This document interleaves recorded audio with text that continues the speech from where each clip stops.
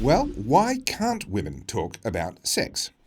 Strange question, maybe one that's never crossed your mind, but it's a question that is being asked because there are many women out there who are beginning to feel like actually, well, they can't. They can't talk about things that used to be considered progressive, used to be considered liberating things to talk about. Now, all of a sudden, they believe they're being shut down. One such example is my next guest, Sal Grover. Thank you so much for joining us here on the Aussie Wire. Thank you so much for having me. Now, Sal, your story is interesting. I want to get to that more towards the end of the interview, but I want to talk about this question. Why can't women talk about sex? There are now events being held that have this title, Why Can't Women Talk About Sex? What is this about? Well, the reality is that every time we do, or that we want biological sex to be acknowledged, we're punished. And so that's what we're actually talking about. There's been a few criticisms of like, oh, you say you can't talk about sex, but then you're going and doing all of these events, so it means you can. These people are completely missing the point of what it is we're trying to do. The simple reality is that in 2013, the Australian law was changed in the Sex Discrimination Act. They took out the definition of sex in the Sex Discrimination Act. Right. And they took out the definition of men and women.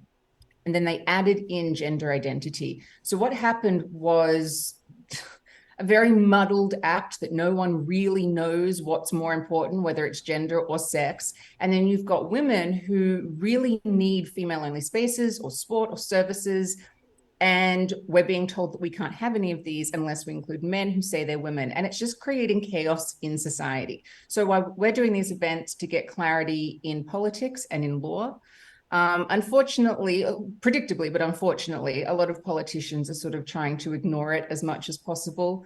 I think that they're doing that because I think they'll let us do most of the heavy lifting and then they'll come in and swoop in at the end when it is beneficial to them. So in the meantime, we do the heavy lifting and want to make people in Australia realize that this is a very serious issue because not like obviously women's rights are sort of at the forefront and we're the canary in the coal mine here, but it is everybody's rights because if in law you're forced to say that a man is a woman, you don't have the right to freedom of belief and freedom of speech anymore. So this is the implications that come out. And if we want to be living in a free society where everybody has rights, we need to be able to, at the very least, talk about what role biological sex plays in all of these rights.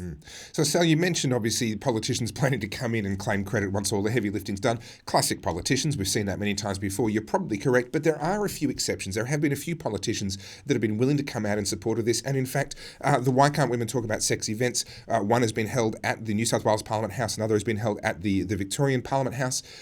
So, What's your sense of progress here? There are obviously a few politicians that recognise the problem, many that refuse to. What's the way forward for you here? Yeah, there's a few politicians in Australia from Claire Chandler, obviously Moira Deeming, Alex Antic, Sarah Game, Pauline Hanson has been very outspoken, and she's actually been really fantastic of trying to bring awareness to sort of the medicalization of children, that's sort of a whole other area that's not my expertise at all. But so there really are some politicians who are really trying to do stuff, but they're just met with roadblocks by everybody else. And not only roadblocks, which is obviously normal in politics, but it's the slurs that are thrown the other way of just this transphobia and bigotry and everything. You're like, can we not just have a mature, fact-based discussion? If we can have that, we can get somewhere. But this at the moment is unsustainable. And if we look to literally every other country where this is happening, our side is going to win because we have facts, logic, reason, and reality on our side. It is inevitable. This movement, ideology is not sustainable. It will lose eventually. So it's like either, I don't know. I mean, which side of that do you want to be on? We're always hearing this, wrong side of history or whatever. But only history is the judge of that. It's just like, do you want to be on the side of facts or do you want to be on the side of ideology? Yeah. Facts have a way of not changing even when we want them to.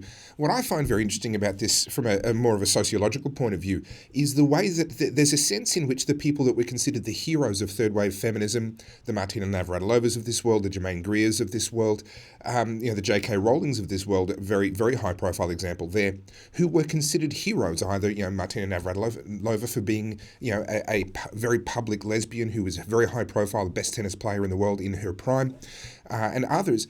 are now considered the enemy. What's happened here to allow those people to find themselves being thrown under the bus like this? Because gender ideology is a men's fetish sexual rights movement. And so it's being decorated as this progressive civil rights, human rights movement. It's not at all. Martina Navratilova is not saying anything different to what she was saying 40 years ago. Yeah, she's actually still out there fighting for lesbian rights, the same thing she's always done. Now she's vilified, I would say even more than 40 years ago. Now she is, shamed. She's called a bigot, all of these things, not only for speaking out about lesbians, but because she is one. Yeah. Because she says men aren't lesbians. It's as simple as that.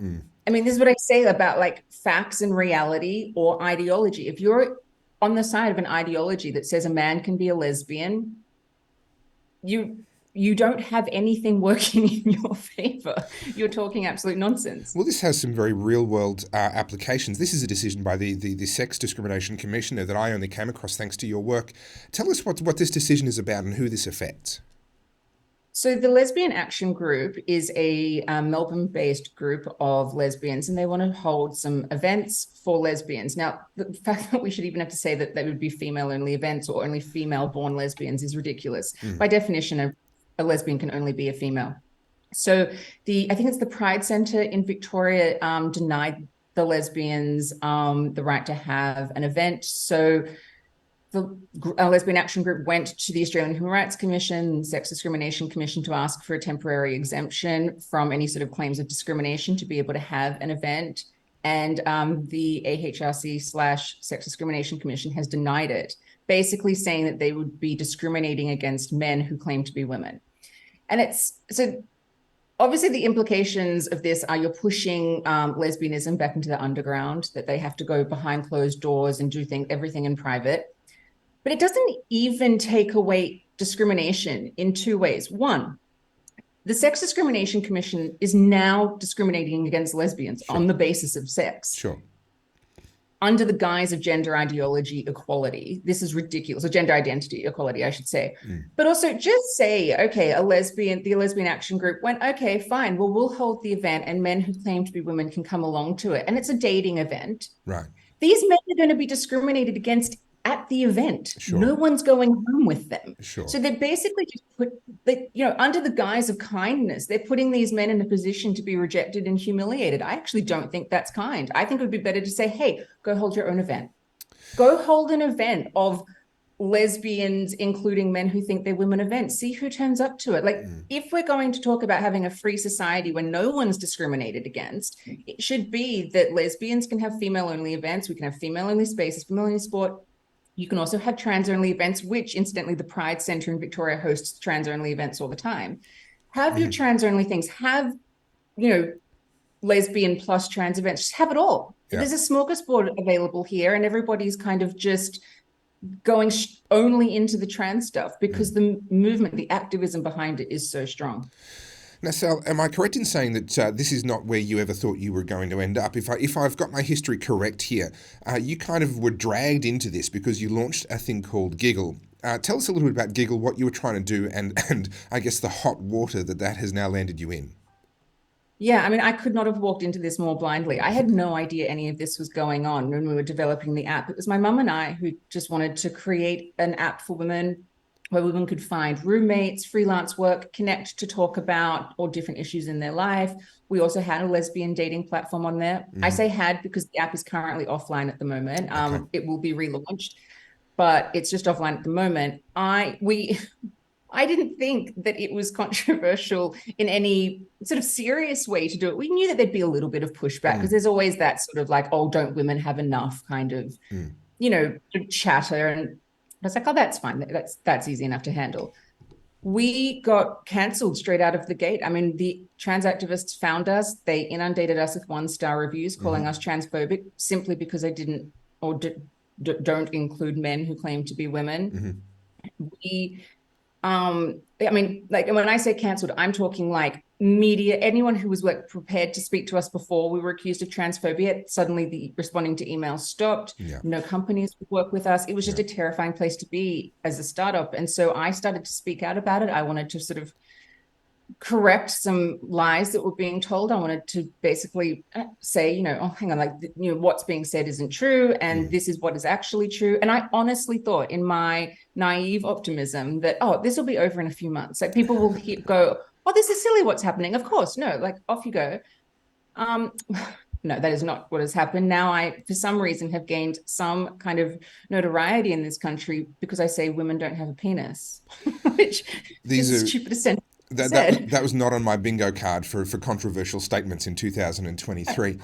I know, like, I'm like, I have a master's degree. I actually have things that I've learned that I could talk about more than this. It's ridiculous. But basically, I just kept speaking out about it because I just, not only professionally, but personally, I knew it was really important because these are my rights, they're your rights as well. It's everyone's rights. And I really care about that. And I could see that there was a huge, big danger to society of forcing people to believe something that is so blatantly untrue. So I kept speaking out, and now I'm being taken to federal court by a man who claims to be a woman, and that will happen next year. Yeah, so Now, I'm sorry. I know this is taking the piss a little bit, but I cannot leave off this interview without asking you. Would you please tell me what is the title of the court case that you are now facing? the title of the court case is Tickle v. Giggle, which I know sounds like a puppet show, but it is actually an incredibly serious case in Australian law. You couldn't make it up. I was a screenwriter in a previous career, and if I had written this in a script, the first script note I would have gotten is that's too on the nose. No one will believe that. Tickle Second draft. Tickle versus Giggle, for anyone that missed it. We will be treated to the reality of judges and court orderlies, etc., having to keep a straight face while saying, and now we come to the matter of, we call the witnesses in Tickle versus Giggle. It brings to mind for me Al Gore, former US presidential candidate who was really pushing emissions trading and carbon trading schemes. He had a carbon trading company. He's made a lot of money out of that particular grift. His business partner's name was Blood, and the firm was Blood and Gore.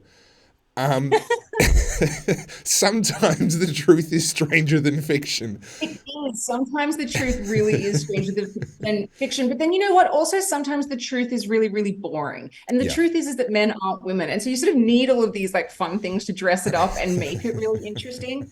But yeah, it's like I say the same thing every time I speak in these things, and I'm just repeating myself. Like, men are not women. You can go and identify however you want. If you're a man and wearing women's clothes and telling yourself you're a woman is what gets you up in the morning and makes you live your best life, all power to you. I really don't care. I only care if I'm being forced to believe it. And when I say me, I mean everybody. Yeah. So that's what it comes down to. But so with our case, yeah, we're going as far as we need to with it. Like, there's a huge chance it will end up in the High Court, which again, it's ridiculous that have to go to the High Court to say that men aren't women, but that's what gender ideology has done to basically every country it has infected. And yeah, I mean, we'll keep fighting, and then we win, and then Lesbian Action Group and all lesbians in their own groups can have female-only events, as we can also have female-only sport, and girls don't have to have boys on the team just because they say they're a girl. Yeah. So for anyone that wants to follow this case and potentially even support you, obviously these things aren't cheap, and also to find out more about these Why Can't Women Talk About Sex events, where would they go to get more information? So for the case, we have a crowdfunder website called gigglecrowdfund.com. There's all information on there of what sort of the case involves, where we're going with it. Whenever there's updates, we'll add them. But at the moment, it's just behind the scene, like sort of procedures stuff. There's nothing to update at the moment. And we have to raise $500,000 to fight this in federal court, which is a huge stress and terrifying. So we appreciate all the help that we get in doing that. And then for the events, the Why Can't Women Talk About Sex events, there will be more happening in the new year. So from my understanding, the Melbourne one was the last one for this year, but we still have obviously Western Australia, Hobart, South Australia, and Queensland. Yeah. Well, good luck with it all, Sal. Thank you so much for coming on to the Aussie Wire. We will have you back on, and I want to follow this story. We're not going to cancel you off our platform just because you're standing up for biological reality. Thank you so much for coming on.